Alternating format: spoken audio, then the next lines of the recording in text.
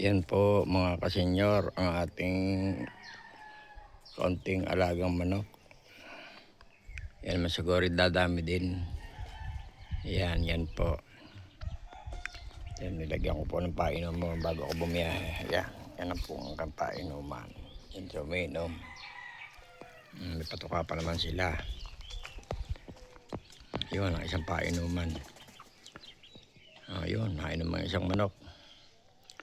Yan po diyan ako nagsimula at magaling ding libangan. Yan po. Yan, kabuuan po ng aking kulungan. Ginastusan ko na 3,000 din po nagastos ko dyan.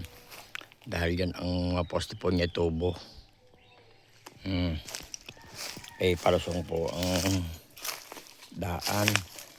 Ang pinagtayoan ko yan. Kaya pinasentahan ko pa ng hollow block.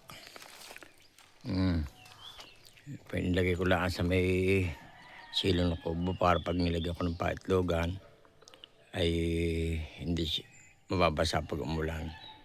Po, bago binala ko pa ng lambat sa taas para hindi sila nakakalipag. Yan po.